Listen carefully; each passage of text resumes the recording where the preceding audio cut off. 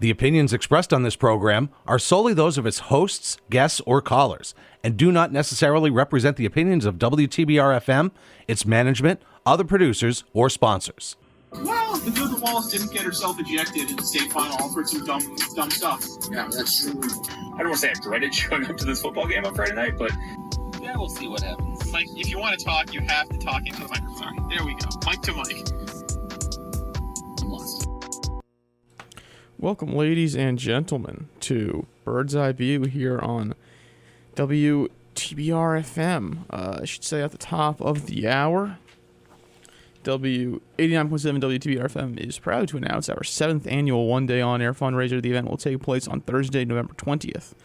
From 7 a.m. to 6 p.m., don't miss our guests, including local dignitaries and your friends and neighbors from the community. There will be plenty of incentives you can win, including restaurant gift certificates, tickets to local cultural attractions, and much more. You can make your donation to the Rock Box right now at WTBRFM.com.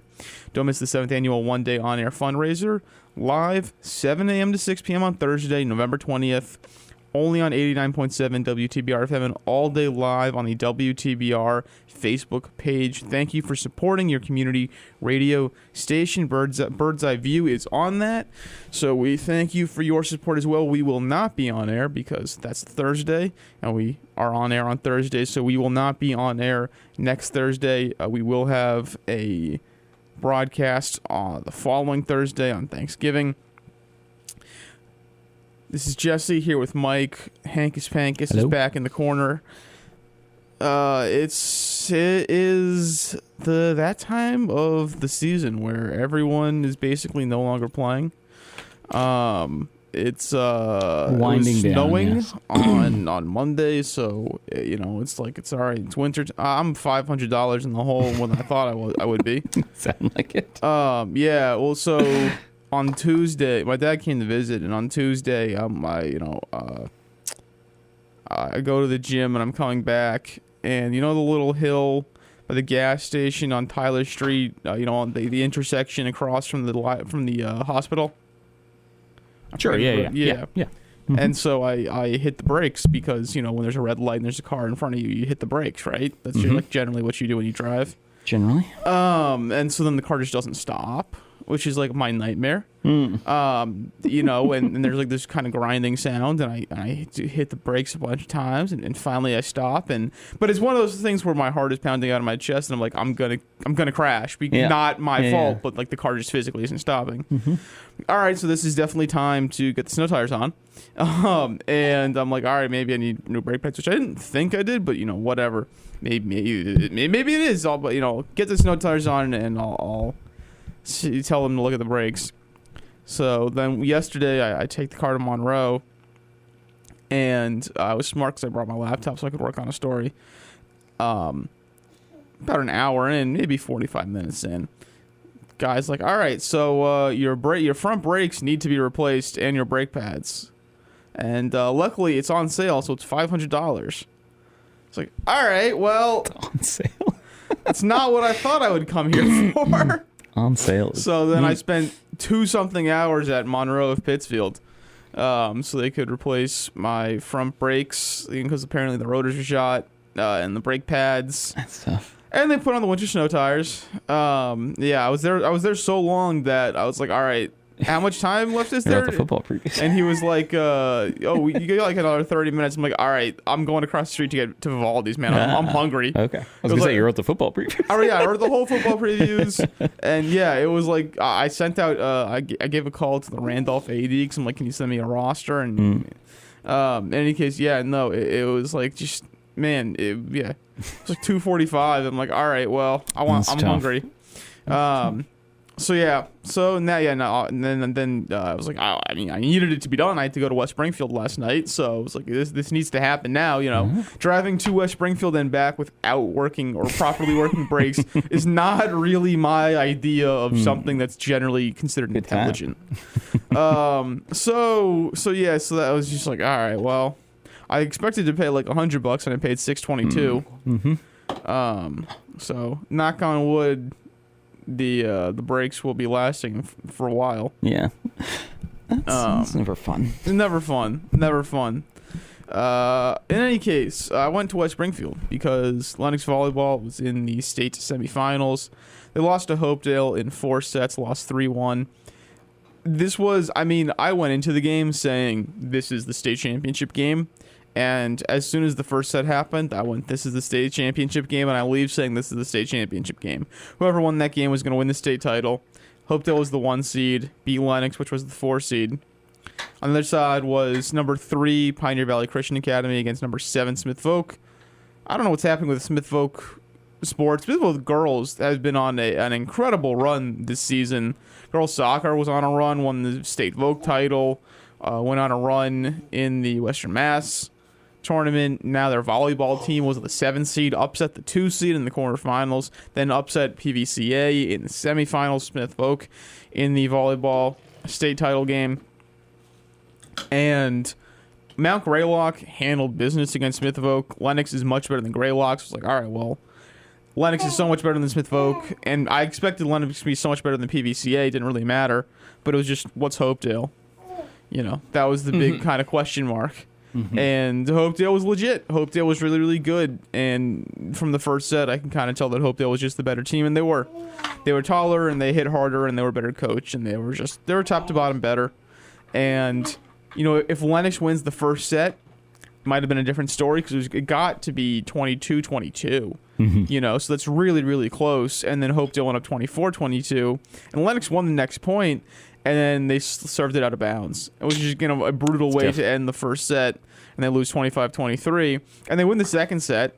Sarah Isby had an incredible 10-point service run. She had 4 aces in the run. She finished with 7 on the night, or 8 on the night, I think, whatever it was.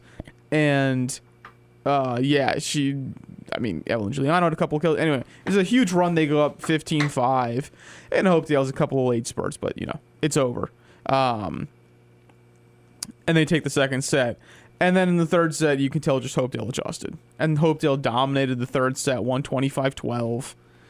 And they had a bunch of tall outside hitters that completely controlled the net, that just crushed the ball from outside in across the court. And Lennox just didn't really have any answers for that. They had a couple of secondary hitters who weren't as tall, but were as deadly, and who served really, really well. And this is, I said Lennox was a Final Four team. If they got a good quarterfinal matchup, they could absolutely make the Final Four. And that's what happened. And the fact of the matter is, if Lennox was on the other side of the bracket, Lennox would 100% be in the state final. But Hopedale's the best team in D5, and they looked it, and this is, tough one for Lennox. But, and this is what Anna Nealon said. It's like, this is the best season we had. Everyone played their butts off. They earned it. First Western Mass title. First Final Four trophy. Like, this is a fantastic season, and they should be proud, and they should be. Hopedale looks like the best team in D5. I fully expect Hopedale to win the state title game in 3 sets. So the only thing tough for Lennox is that they have a lot of seniors, so it'll be a rebuilding year next year. Yeah, it was a stacked season. Yeah, for stacked them. Season. It's just good to see them break through here. Like this is a breaking through. This is despite definitely now breaking through. Not everybody wins the state title, but you did what prior Lennox girls teams have not been able to do the last 4 years. It probably gives you hope for basketball, because it was similar for the girls' basketballs. They kind of always ran into somebody, and now this year, they had a good path to the Final Four, and they took advantage of it and made it there. Oh, what's up, Hankus? What's up, buddy? I missed you last week. Oh boy. Oh, are you going for the computer banks? If we go off air randomly, it's because the baby. Oh, he's flying. All right, Hankus has been contained. His damage will be minimal. It's good to see them break through and get the Final Four trophy when they could. But they have a senior-laden roster, so it's going to be interesting to see how they are next year. I think Berkshire County volleyball in general is going to be rebuilding next year. Greylock should be really, really good. They only had 1 senior this year, and they had a lot of good young players who got better as the season went on. So Greylock is going to do Greylock things. I think they should be great next year. But Waconia graduates, I think, 5 or 6 seniors. Lennox graduates like 7. Taconic graduates 7 or 8. Lee is very young. Lee only graduated 2 seniors, so Lee should be pretty good next year. Pittsfield's only graduated 2 seniors. Pittsfield's kind of always been a where are you? You know what's going on? But if their underclassmen do take a step forward, they could be good. Just because, like I said, they only graduated 2 seniors. And I think, is that everyone in the Berkshire League? Greylock, yeah. We're calling a rebuild. Lennox rebuild. Taconic rebuild. Lee, Greylock, and Pittsfield are all looking okay. At least in terms of like they're a lot of people should be coming back. So if they take the next step, then they could be pretty good. Indeed. All right. So I don't need to talk about the rest of the D5 volleyball. The state of D5 volleyball, whatever. It's more just like, Greylock and Bourne would have beat every team in the bracket. Those teams that won the state title. I believe Bourne is in the D4 final now. Yeah. Bourne's in the D4 final. Yeah. I mean, there's a chance that they kind of just had sometimes you just get a loaded roster for 2 years. There's a chance that happened, but yes, they were the one. They went from the 1 seed in D5 to the 1 seed in D4. There is a very real possibility that they should be up in D4. All right, well, since it's happening and since there's very little else happening, Mike, you want to briefly give us a rundown on cross-country states that are happening? I guess, there's not a whole lot else. We'll talk about football after the break, so hit us with a little we're down to cross-country. 2 football teams, and state cross-country will be Saturday. Soccer wound up bowing out at the end of last weekend. I'm going to say quickly, Hoosick boys, Monument boys, Greylock girls all made the round of 16, but nobody went any further, which was somewhat expected given that we didn't have any single-digit seeds in soccer. Fully expected. For cross-country, we have state championships will be Saturday at Devens. I was out at Devens this past Saturday. For the state qualifier, they break Division 3 up into 3 waves, heats, classes, whatever you want to call it. Top 7 teams from all those 3 races go to states, plus the top 10 individuals who are not on any of those teams. It gets very mathy. But the kind of usual suspects will be there. So both Lennox, both Greylock boys and girls teams qualify. The Monument girls qualify in, I believe, 6th place they finished. Greylock girls win the D3C state championship. That's what Rick Riley was calling it. Sure. They got like a trophy and stuff. So it's, I guess, like a Final Four trophy you would consider it. Looked roughly the same as like Lennox volleyball's Final Four trophy. So they enter as not a favorite per se, but one of the contenders, I think, for the D3 title. They won D3C handily. But they will be going up against the D3B champion and runner-up, the D3A champion and runner-up. Those teams have higher-level individual runners. Greylock, so I just was looking back, Greylock in 2017 and 2021 won the state title in both of those seasons. And in both of those seasons, they had a elite girl who is going to get you a single-digit point total in your 5 points, your 5 scoring finishers. 2021 was Kate Swan, who's now a senior at Williams, who won the national, not individual title, but helped Williams win the national title last year. She was, I believe, 3rd in Rentham 5 years ago now. That's 5 years, 4 years. 2021. 2021 was 4 years ago. 4 years ago. None of the current girls were on that team. The current team has 1 senior. She would have been in 8th grade. She did not run in 2021. So Greylock's they're not going to have that single-digit score, so you have to kind of go by, is their pack tight enough, and are there enough other girls who are going to bump the other teams higher up? So it's kind of I have no idea if they have a shot to win. Right. I mean, I figure they have a shot, but it feels but like they have a high floor and a low ceiling. Like if they all do really well, then there's no way they'll be so outside of the together, top 4. Yeah. It's just like Norwell has 2 girls, one of which ran like a sub-19 5K, which is nuts. The only girl there who did that. But Greylock's I forget what I was calling it, spread, span spread, was like 37 seconds between their top score and their 5th score, which is really, really tight.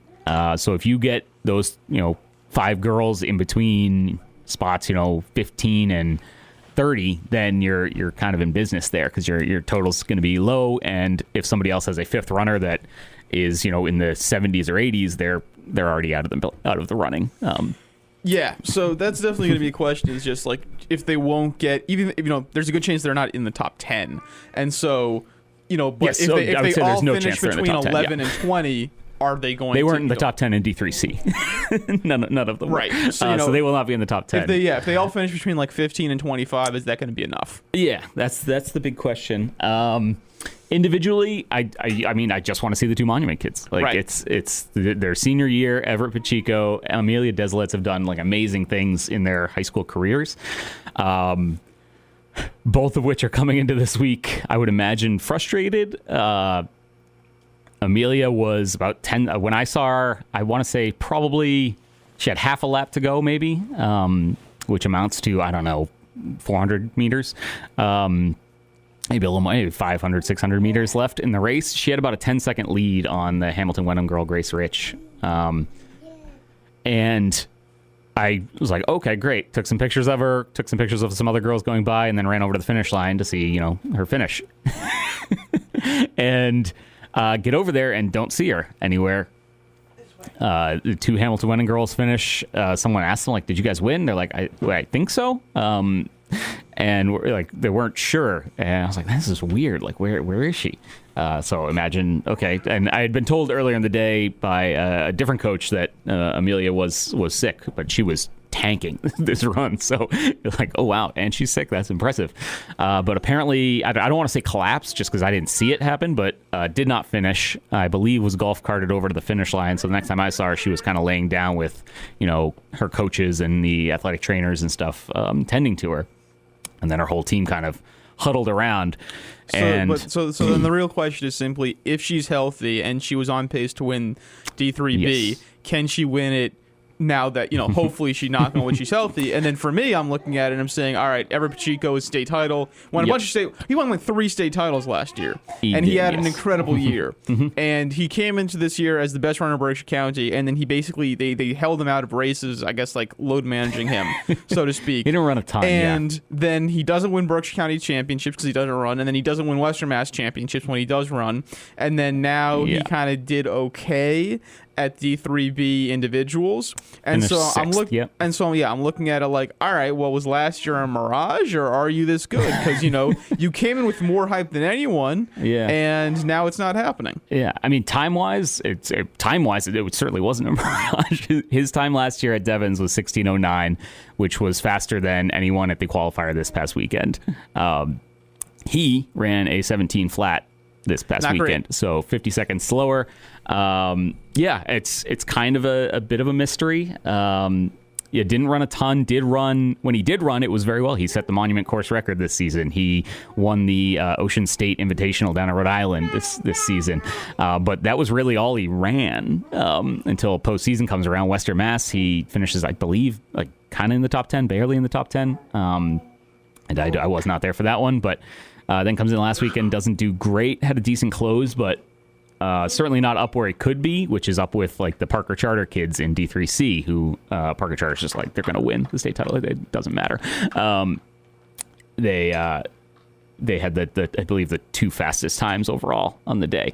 But yeah, the Everett Pacheco we've seen can run with those guys. Haven't seen it the past month, so he's got to be entering just as kind of frustrated as Amelia. Whether his stuff is physical, mental, I don't know. Amelia clearly is physical. She ran a ton this year, but was just kind of sick. So, but I think there was this girl from Norwell who I don't think Amelia can beat, regardless of if she's healthy or not. She ran, like I said, a sub 19, which is nuts. Amelia was on pace for around 19:10, 19:15. Amelia has run I believe she ran sub 19 out to win when she won the Twilight on Cape Cod, but this course is a little different, a little tougher. So there's a chance. I just think, that when you're going that fast, the margin for error is so slim that if you just don't feel like perfect that day, I don't think you can run a sub 19 physically. Well, we'll see what happens. We're going to take a little break, and then we'll talk some high school football. So stick with us. PCTV Select is a great way to watch local content without having a cable subscription. You can keep up with the latest of what's going on in your community from anywhere in the world, and it's available for free right now. Watch live events in full HD on your TV, on your computer, or on the go with your mobile device. Or watch our large library of on-demand video programs anytime that's convenient for you. No more waiting until it's on TV. Did we mention it's free? PCTV Select is everywhere you need to be. Wonder what happened to those great local PCTV channels? Did you lose them? No worries, they're still there. Go to cable channels 1301, 1302, and 1303 to watch the best local content on television. News and information, sports and entertainment, city council, school committee, July 4th parade. It's all there waiting for you. Pittsfield Community Television. For over 30 years, we are still your local television. Welcome back, folks. 89.7 WTBR-FM Pittsfield, 88.1 WSBR Lee. This is the Bird's Eye View. Jesse and Mike here. Mike dealing with the king over there, Henry. King Henry over there, the 19th. We were talking a little volleyball, a little cross-country before the break. Now we'll switch over to football. 2 football teams left in Berkshire County, Hoosick Valley and Lee. Lee is the 2 seed. It will host number 7 Cathedral. Cathedral's from Boston. And Hoosick Valley is the 5 seed. It will be at number 4 Randolph, which is near Boston. In the quarterfinal round, if they win, they'll get Final Four trophies. They'll move on to semifinals. Semifinals are held at a neutral site. So, Hoosick's on the road, but Lee, it's its final home game. Hoosick is playing on Friday at Randolph at 6 p.m. I will be going out there. It's going to be a heck of a game. Randolph is 9-0, was the state runner-up in D8 last year, was the D8 champion in 2021, is a legitimately really, really, really good team. It earned its seed for a reason. Has great personnel, has speed, has size, has depth. This is going to be a huge challenge for Hoosick. Hoosick's defense has been lights out the last few weeks, which is a really, really good sign. It is a little bit of a schematic switch that they'll have to adjust to because Blackstone, Millville, and Holyoke, the last 2 opponents, threw the ball a lot. I don't think that's Randolph's game. I think they're more of a run team. And they have some running backs who are really, really talented who they're going to have to stop. Randolph's quarterback also can kind of has some scramble ability.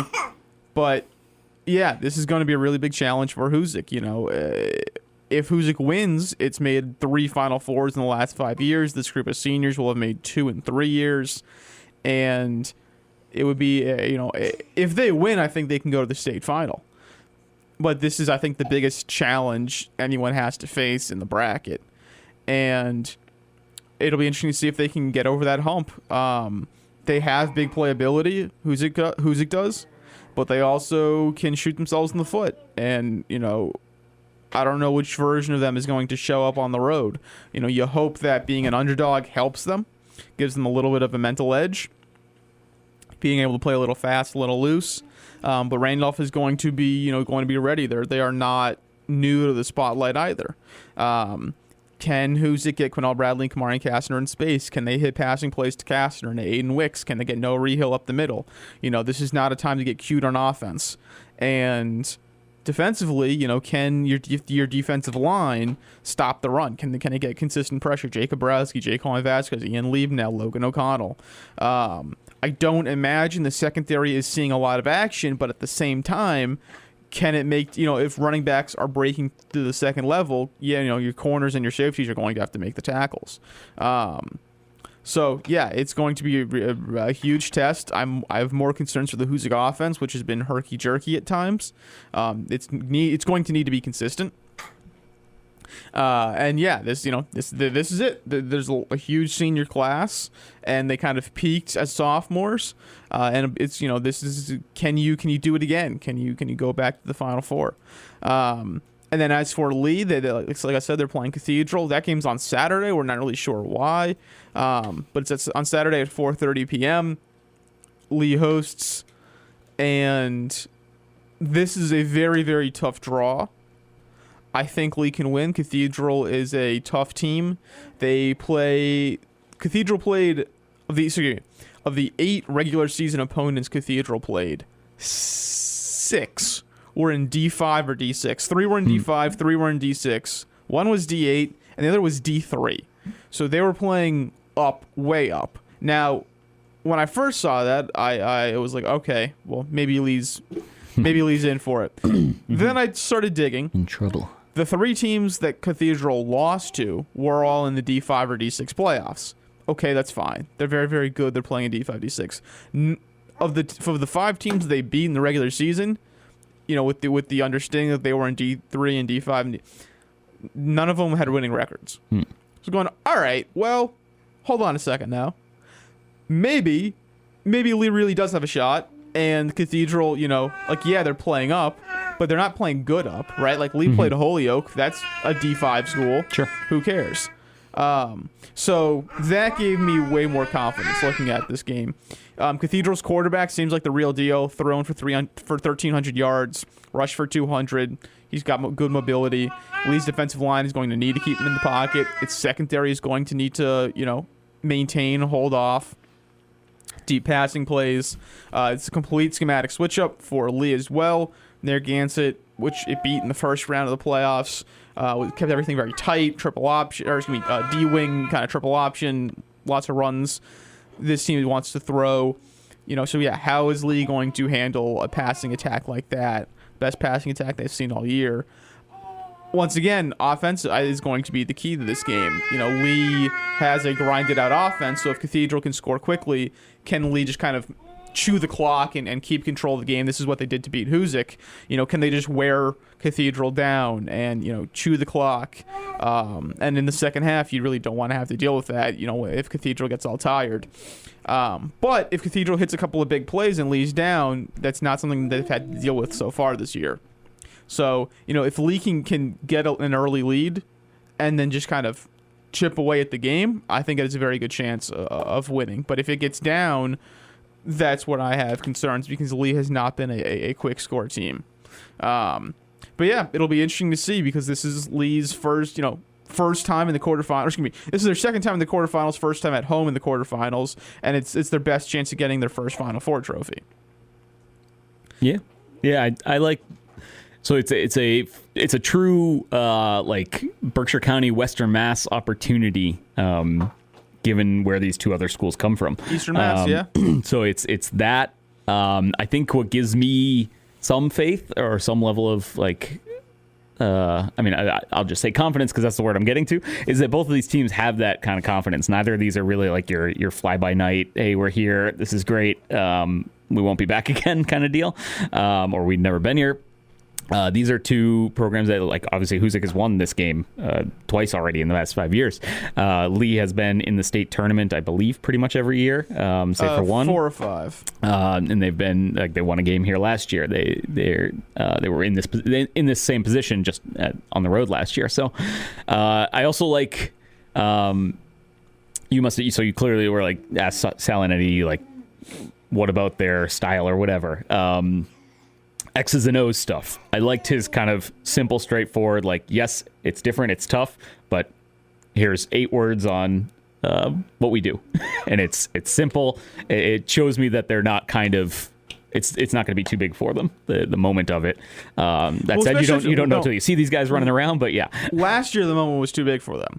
So Clearly, I think, yes, yeah. So I think this year, that's where they have an advantage, is the moment is not going to be too big for them this year. They know what to expect. They know what to handle, how to handle it, and how to deal with it. The last year they kind of combusted on the road to West Boylston, and this year they're at home. Not necessarily the home game they wanted, but they're home, and they know what to expect. They know they have a very, very good team coming. They have the hill. They have the home crowd. I think that's going to be a huge advantage for Lee. And, yeah, they've been here now. These kids have been here now. They understand what's at stake. And, yeah, they have a very simple offense. And if you can't stop it, you're in for a real a real long game, and I think that's what Lee wants. And when you play a team that's very fast and wants to throw the ball, just pounding the run is exactly what you should do. And that's how you win, is you keep the other team from scoring, period. Well, thank you all for listening. Have a good rest of your week. We won't talk to you next week, but have a good weekend.